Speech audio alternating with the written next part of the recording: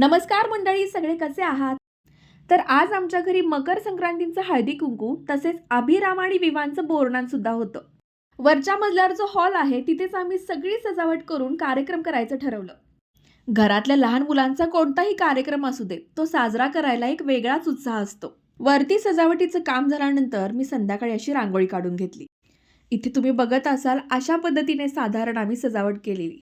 मुलांसाठी तिळगुळाचे दागिने, बोरणांचं सगळं सामान, तिळगुळाच्या वड्या, बायकांसाठी हळदी कुंकू आणि त्यांना द्यायला वाण, हे सगळं आम्ही व्यवस्थित मांडून घेतलं. त्यानंतर दोन्ही मुलांना तिळगुळाचे दागिने घालून दोघांनाही बोरणान घालायला बसवलं. अभिरामला अगदी लहान असल्यापासून स्वतःची सगळी हौसमौज करून घ्यायची खूप आवड आहे. आमच्या विवांचं हे पहिलं बोरनान.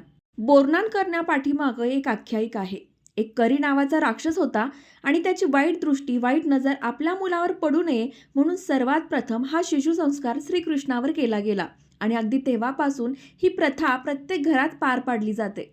बोरनान झाल्यानंतर सगळ्या बायकांना आम्ही हळदी कुंकाने वाण दिला. त्यानंतर मी घाईघाईने खाली जायला निघाले कारण मी स्मितूलकडे सँडविचेसची ऑर्डर दिली होती. त्याच्याकडे उत्तम सँडविचेस मिळतात. तुम्हाला ही ऑर्डर द्यायची असेल तर या नंबरवर नक्की संपर्क करा.